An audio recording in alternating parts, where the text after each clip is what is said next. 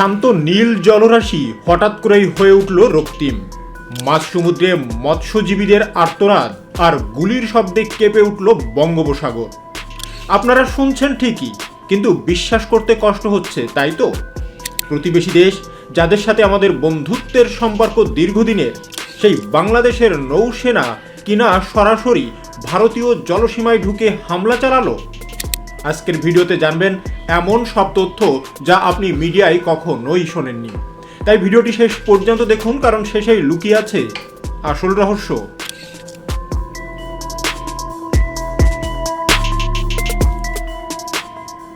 ঘটনাটি সাধারণ কোনো ভুল বোঝাবুঝি নয়। অভিযোগ উঠেছে ভারতীয় সীমানার অনেকটা ভিতরে প্রবেশ করে মৎস্যজীবীদের উপর রীতিমতো তাণ্ডব চালিয়েছে বাংলাদেশি নেভি। ট্রলার লক্ষ্য করে গুলি, মৎস্যজীবীদের অপহরণের চেষ্টা এবং ভারতীয় কোস্ট গার্ডের চ্যালেঞ্জ, সব মিলিয়ে এক যুদ্ধকালীন পরিস্থিতি তৈরি হয়েছিল গভীর সমুদ্রে। অভিযোগ উঠেছে আচমকা বাংলাদেশের নৌসেনার একটি জাহাজ ভারতীয় মৎস্যজীবীদের ট্রলারে সজোরে ধাক্কা মেরে সেটিকে ডুবিয়ে দিয়েছে। এই মর্মান্তিক দুর্ঘটনায় এখনো পর্যন্ত 5 জন ভারতীয় মৎস্যজীবী নিখোঁজ রয়েছে বলে জানা গেছে।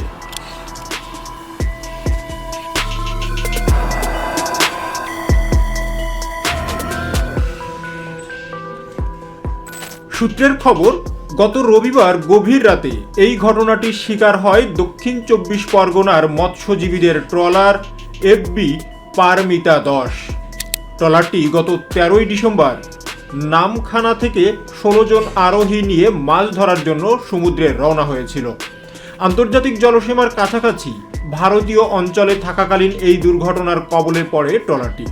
উদ্ধার হওয়া মৎস্যজীবীদের দাবি, সম্পূর্ণ অন্ধকারে আলো নিভিয়ে বাংলাদেশের নৌসেনার জাহাজ ভারতীয় জলসীমায় ঢুকে পড়ে এবং উদ্দেশ্য প্রণোদিতভাবে ট্রলারটিকে ধাক্কা মারে। ধাক্কার তীব্রতায় এফবি পারমিতা 10 গভীর জলে তলিয়ে যায়। দুর্ঘটনার পর কাছাকাছি থাকা কাকদ্বীপের অন্যান্য ট্রলারের সাহায্যে 16 জনের মধ্যে 11 জন মৎস্যজীবীকে দ্রুত উদ্ধার করা সম্ভব হয়। তবে এখনও 5 জন মৎস্যজীবীর কোনো খোঁজ মেলেনি। এই ঘটনায় গভীর উদ্বেগের ছায়া নেমে এসেছে কাকদ্বীপ ও নামখানা এলাকায়। নিখোঁজদের সন্ধানে ইতোমধ্যে ভারতীয় উপকূলরক্ষী বাহিনী অর্থাৎ ইন্ডিয়ান কোস্ট গার্ড ও স্থানীয় পুলিশের পুরোদমে তদন্ত শুরু করেছে। মৎস্যজীবীদের অভিযোগ, বাংলাদেশের নৌসেনা রাতের অন্ধকারে ভারতীয় জলসীমায় ঢুকে চরম আক্রমণাত্মক পদক্ষেপ নিয়েছে।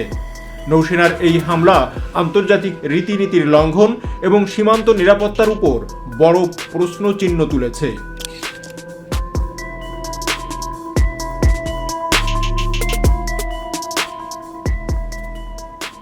যদিও বাংলাদেশের কিছু সংবাদ মাধ্যমের দাবি, ভারতীয় ট্রলারটি নাকি আন্তর্জাতিক জলসীমা পেরিয়ে তাদের এলাকায় ঢুকে গিয়েছিল, কিন্তু এই দাবি যদি সত্য হয় তবে প্রশ্ন উঠছে, ট্রলারটি ডুবে যাওয়ার পর কেন উদ্ধার কাজ না চালিয়ে অথবা মৎস্যজীবীদের গ্রেপ্তার না করে বাংলাদেশের জাহাজটি দ্রুত এলাকা ছেড়ে চলে গেল? এটি কি নিছকই দুর্ঘটনা নাকি কোনো উদ্দেশ্য প্রণোদিত হামলা? সেই রহস্যই এখন ভাবাচ্ছে প্রশাসনকে। কিন্তু ভারতও চুপ করে থাকার পাত্র নয়।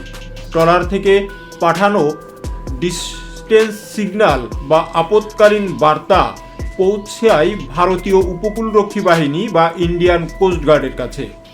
বার্তা পাওয়া মাত্রই নিকটবর্তী টহলরত ভারতীয় জাহাজ পূর্ণ গতিতে ঘটনাস্থলের দিকে রওনা দেয়। আকাশপথে পাঠানো হয় নজরদারি বিমান। ভারতীয় কোস্ট গার্ডের জাহাজ ঘটনাস্থলে পৌঁছাতেই বাংলাদেশি নৌসেনারা পিছু হাঁটতে বাধ্য হয়। তবে যাওয়ার আগে তারা বেশ কয়েকটি ট্রলার ভাঙচুর করে এবং কয়েকজন মৎস্যজীবীকে গুরুতর জখম করে দিয়ে যায়। ভারতীয় জওয়ানরা দ্রুত ঘটনাস্থলে পৌঁছে আহত জেলেদের উদ্ধার করে এবং ফার্স্ট এইড দেয়। বর্তমানে আহতদের কাকদ্বীপ হাসপাতালে ভর্তি করা হয়েছে।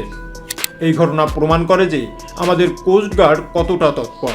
কিন্তু প্রশ্ন উঠছে, বাংলাদেশি নেভির এই দুঃসাহস এলো কোথা থেকে? ভারতীয় জলসীমায় ঢুকে হামলা চালানোর এই প্রবণতা কি নিছকই দুর্ঘটনা নাকি এর পিছনে বড় কোনো উস্কানি কাজ করছে?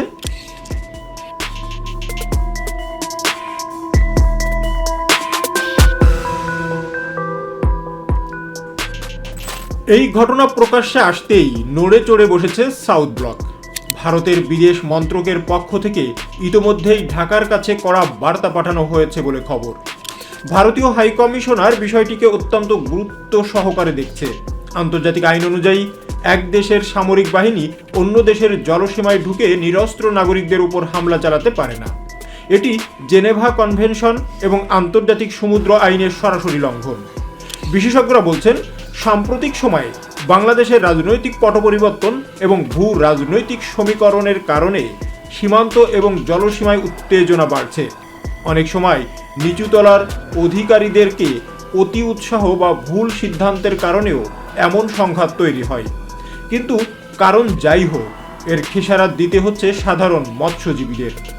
অন্যদিকে বাংলাদেশ কর্তৃপক্ষের দাবি, ভারতীয় জেলেরাই তাদের সীমানায় ঢুকে মাছ ধরছিল, কিন্তু ভারতীয় জিপিএস ডেটা এবং স্যাটেলাইট ইমেজ বলছে অন্য কথা। প্রযুক্তি বলছে ঘটনাস্থলটি ভারতীয় সীমানার ভিতরেই ছিল।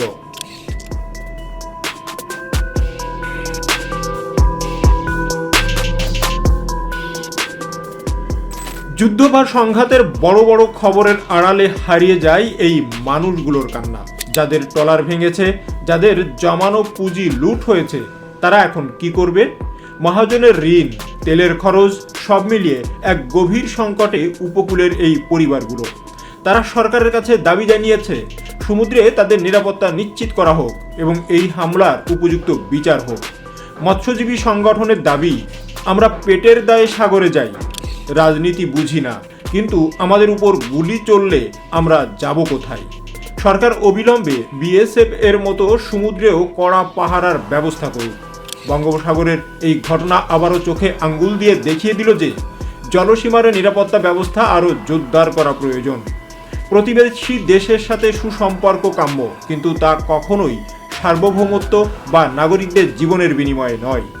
ভারত সরকার এই বিষয়ে কতটা কঠোর পদক্ষেপ নেয়, এখন সেটাই দেখার বিষয়। গত কয়েক বছরে বঙ্গোপসাগরে ভারতীয় মৎস্যজীবীদের উপর হামলার ঘটনা উদ্বেগজনক হারে বেড়েছে। আন্তর্জাতিক নিয়ম মেনে ভারত সবসময় সংযত আচরণ করে এসেছে, কিন্তু প্রশ্ন উঠছে, এই সংযমকে কি দুর্বলতা ভাবা হচ্ছে?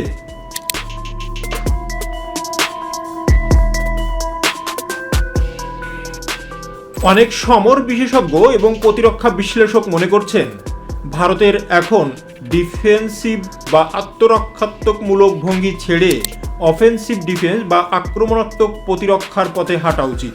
অর্থাৎ জলসীমা লঙ্ঘন করলেই কড়া ভাষায় সতর্ক করা এবং প্রয়োজনে শক্তি প্রদর্শন করা। কারণ দিনের শেষে দেশের সার্বভৌমত্ব এবং সাধারণ নাগরিকদের প্রাণ রক্ষা যে কোনো রাষ্ট্রের প্রধান দায়িত্ব। কোস্টগার্ডের টহলদারি আরও বৃদ্ধি করা এবং আধুনিক সার্ভেলেন্স ড্রোন ব্যবহারের দাবিও উঠছে জোরালোভাবে। কূটনীতিবিদদের এক অংশ মনে করিয়ে দিচ্ছে বাংলাদেশের সাথে ভারতের ঐতিহাসিক বন্ধুত্বের কথা। তাদের মতে সমুদ্রে গুলি চালালে দুই দেশের সম্পর্কে ফাটল ধরতে পারে, যার ফায়দা নিতে পারে তৃতীয় কোনো শক্তি। তাই আলোচনার টেবিলেই এর সমাধান খোঁজা উচিত। কিন্তু বাস্তব চিত্রটা হলো, পেটের দায়ে সমুদ্রে যাওয়া আমাদের গরিব জেলেরা রাজনীতি বোঝেন না। তারা চান নিরাপত্তা, তারা চান মাঝ সমুদ্রে ভারতীয় পতাকাবাহী জাহাজ দেখলে যেন ভরসা পাওয়া যায়, ভয় নয়। আপনার কি মনে হয়, ভারতীয় নৌবাহিনী এবং কোস্টগার্ডের কি আরও কঠোর হওয়া উচিত, নাকি আলোচনার মাধ্যমেই এর সমাধান সম্ভব? আপনাদের মূল্যবান মতামত নিচে কমেন্টস করে জানাতে অবশ্যই ভুলবেন না। আমাদের চ্যানেলটি সাবস্ক্রাইব করুন এবং এই ধরনের আরও গভীর বিশ্লেষণমূলক ভিডিও পাওয়ার জন্য চ্যানেলটি সাবস্ক্রাইব করে পাশে থাকা বেল আইকনটি প্রেস করতে ভুলবেন না। খুব শীঘ্রই দেখা হবে আপডেটেড কোনো বিষয় নিয়ে। ধন্যবাদ।